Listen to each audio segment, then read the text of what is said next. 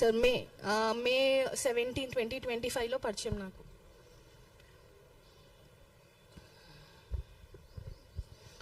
And ఇంకొకటి, కువైట్లో same ఇలానే ఒక అమ్మాయిని, రేణు అనే అమ్మాయిని పెళ్లి చేసుకున్నాడంట. ఆ అమ్మాయిని మస్జిద్లోకి తీసుకెళ్లి కన్వర్ట్ చేయించాడంట. దాని తర్వాత ప్రెగ్నెంట్ చేసి అక్కడే వదిలేసి వచ్చేసాడంట అతను. ఆ రికార్డింగ్, ఆ మాటలు వేరే వాళ్ళ, అంటే అతను వాళ్ళ అన్న అంట నాకు చెప్పాడు. ఆ రికార్డింగ్ ఉంది, వినిపించమంటే నేను వినిపిస్తాను. వాళ్ళు కడపలో ఉంటారు. అంటే ఇంకొక వాళ్ళ అమ్మాయి వాళ్ళ అన్న, రేణు అనే అమ్మాయి వాళ్ళ అన్న.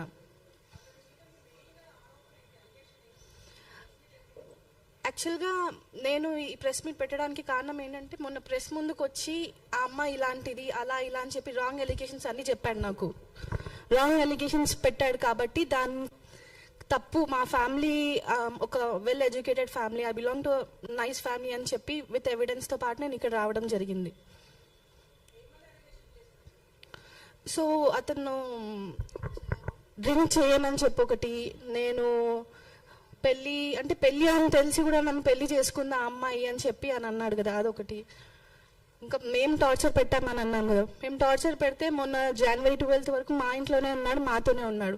వెళ్ళేటప్పుడు రాసిన లెటర్ ఏంటిదంటే, జోహా is in trouble, I will be back in 15 days, trust me అని చెప్పి రాసి వెళ్ళాడు. సో ఎన్ని రోజులు వాడు ఏంటంటే, అతను నాకు అంటే మనం చంపేస్తారు అది ఇది ఇది నేను ఏదైనా బయటికి చెప్తాను అని చెప్పి వాళ్ళ తమ్ముళ్ళు ఎప్పుడు నా 24/7 నాతో ఉండేవాళ్ళు, నా పక్క నుంచే వాడు.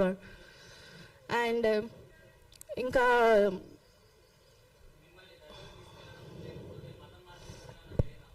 అవును సార్, జరిగింది. డిసెంబర్లో గుల్బర్గాలో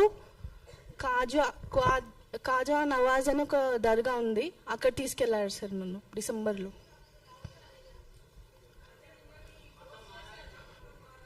అవును చేశారు సార్. యాక్చువల్గా ఇంట్లోనే అక్టోబర్లోనే ఇంట్లో వాళ్ళు కల్మా అని ఒకటి, అది ఖురాన్లో కొన్ని ఫ్రేజెస్ ఉంటాయి అవి చదివించాడు, నమాజ్ చదివించేవాళ్ళు, బీఫ్ ఒకటి తినిపించాడు. నేను చదవనంటే కొట్టేవాళ్ళు సార్ వాళ్ళు.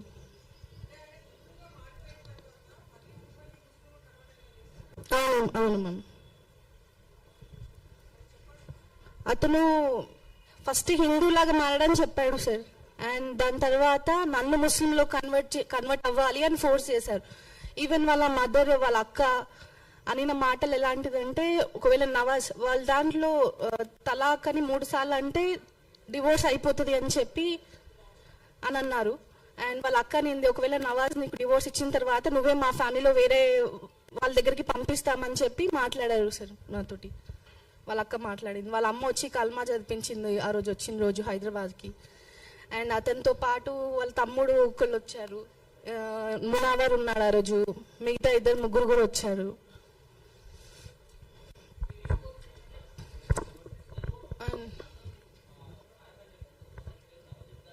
అవును సార్.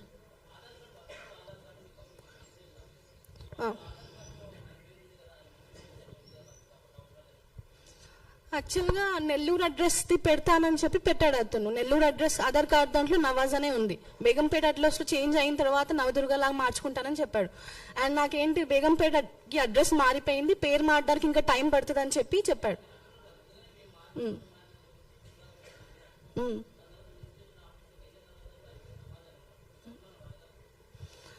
అది మళ్ళీ చేంజ్ చేసుకోవచ్చు అని అతను చెప్పాడు సార్. ఇప్పుడు ఏదైనా 15 daysలో చేంజ్ అవుతుంది అని చెప్పి అని అన్నారు నాతోటి. అండ్ నెల్లూరు అడ్రస్దే కావాలి పర్టికులర్గా అని చెప్పడంతో అది నెల్లూరు అడ్రస్ది పెట్టానని చెప్పి అని అన్నారు సార్. ఇంకా మా శంషాబాద్లో ఒక ప్లాట్ ఉంది మాకు నందిగ్రామంలో, దానికి పేపర్స్ లేవు యాక్చువల్గా. ఆ పేపర్స్ కూడా మేము చేయించుకుంటాము, పేపర్స్ లేకపోయినా అమ్మేయచ్చు అని చెప్పి వాళ్ళకి ఫస్ట్ ఎవరో అతనికి అమ్మాడు. దాని తర్వాత ఆ ల్యాండ్ నుంచి మాకెంత 16.5 ఆఫర్ ఇచ్చారంట వాళ్ళు. దాంట్లో మా మమ్మీకి 3 to 4 lakhs ఇచ్చాడు, మిగతా అంతా అతనే తీసుకున్నాడు సార్. అండ్ మా గోల్డ్ ముతుడులో పెట్టేశాడు, స్టిల్ ఇంకా ముతుల్లోనే ఉంది. మా దగ్గర నుంచి ఒక 15 lakhs వరకు క్యాష్ ఆన్లైన్ ట్రాన్సాక్షన్స్ అయ్యింది. అండ్ లోన్స్ తీసుకున్నారు నా పేరు మీద.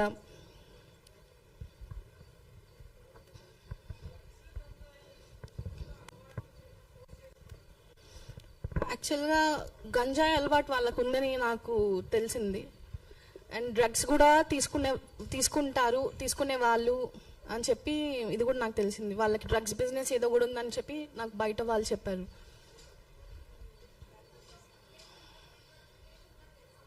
లేదు మ్యామ్, తెలీదు. అతను నాతోటే ఫస్ట్ మ్యారేజ్ అని చెప్పి తెలుసు. బెంగళూరుకి వెళ్ళినప్పుడు తెలిసింది అతనికి ఆల్రెడీ పెళ్ళిళ్ళు అయిపోయాయి, పిల్లలు ఉన్నారని చెప్పి అక్కడ తెలిసింది మాకు. అది కూడా పోలీస్ స్టేషన్లో కంప్లైంట్ ఇచ్చిన తర్వాత పోలీసులు ముందు ఒప్పుకున్నాడు అతను, అవును పెళ్ళి అయిపోయింది, మోసం చేశాను తినకని చెప్పి. యాక్చువల్గా బెంగళూరుకి నేను అక్టోబర్ 10th or 11th బెంగళూరులో ఉన్నాను సార్ మేము. ఎందుకంటే 12th అతను ఒక బాండ్ చేపించాడు, మాకు డబ్బులు ఇవ్వాల్సిన బాండ్. నేను వెళ్ళి డబ్బులు తీసుకొస్తాను అని చెప్పి అక్టోబర్ 9కి 11:30కి అలా వెళ్ళాడు. 11:30 AM వెళ్ళిపోయాడు. నైట్ 9:30 వరకు కూడా రాకపోయేసరికి నేను ఫోన్ చేశాను. నా ఫోన్ లేదు అప్పుడు, నా ఫోన్ అమ్మేసుకున్నారు వీళ్ళు. నా iPhones, iPads, Samsung ultra phones అవన్నీ ఉంటాయి, అమ్మేసుకున్నారు వాళ్ళు. ఇద్దరికి ఒకటే ఫోన్ అప్పుడు. నాకు ఏదైనా అవసరం పడితే అతని ఫోన్ నుంచి చేయాల్సి వచ్చేది. సో ఫోన్ చేస్తే ఫోన్ లేపలేదు. వేరే నంబర్ నుంచి కాల్ వచ్చింది నాకు 11:30 రాత్రి.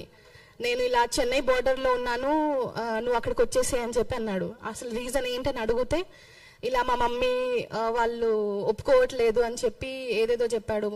మనం వాళ్ళ దగ్గరికి వెళ్తే వాళ్ళు చంపేస్తారు మనని అని చెప్పారు. అండ్ దాని తర్వాత కేరళలో ఉన్నానని చెప్పాడు. దాని తర్వాత బెంగళూరుకి వస్తున్నానని చెప్పి బెంగళూరు టికెట్ పెట్టాడు. బెంగళూరుకి వెళ్ళిన తర్వాత అతన్ని పోలీస్ స్టేషన్కి తీసుకెళ్తే అప్పుడు తెలిసింది అక్కడ ఆల్రెడీ పెళ్ళి అయిపోయింది, పిల్లలు ఉన్నారు అని చెప్పి.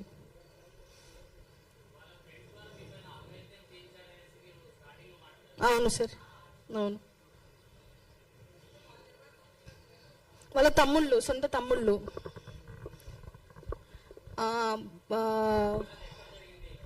ఫస్ట్ బేగంపేటలో జరిగింది సార్. బేగంపేటలో జరిగింది. ఇలా ఫుడ్ తీసుకొని రమ్మన్నాడు, ఎవరు లేరు ఫ్లాట్లో. 10 minutes ఫ్లాట్ చూసి వెళ్ళని చెప్పి పిలిచాడు.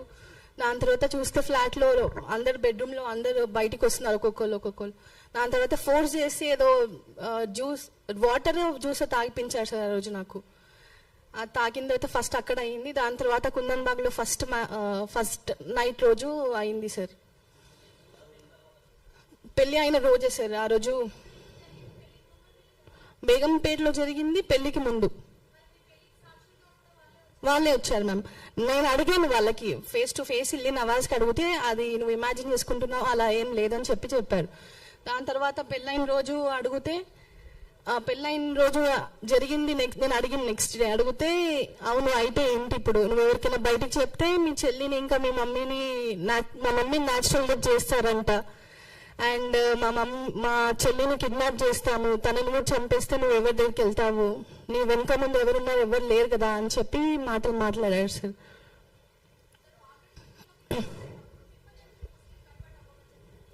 అదొక ప్లాన్ అని నాకు తర్వాత రీసెంట్గా సార్ వాళ్ళని కలిసిన తర్వాత అదొక ప్లాన్ అని చెప్పి నాకు అర్థమైంది.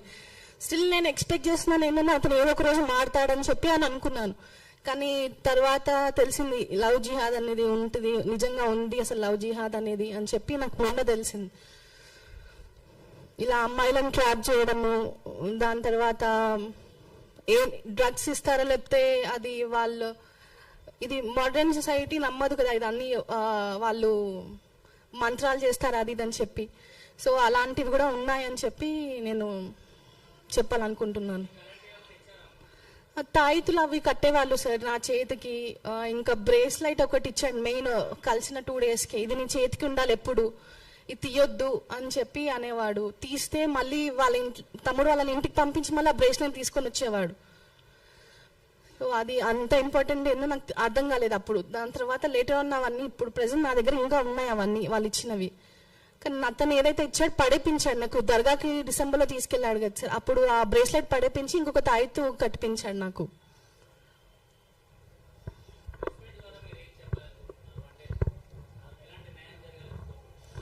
ఫస్ట్ ఇది లవ్ జిహాద్ అనేది నిజంగా ఉంది అని చెప్పాలనుకుంటున్నాను సార్.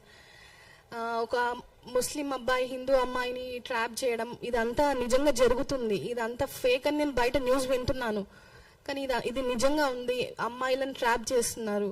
అని చెప్పి వేరే అమ్మాయి ఇలా అవ్వద్దు అని చెప్పి నేను ఈరోజు ముందుకొచ్చి ఇవన్నీ చెప్పడం కానీ చూపించడం కానీ జరుగుతుంది సార్.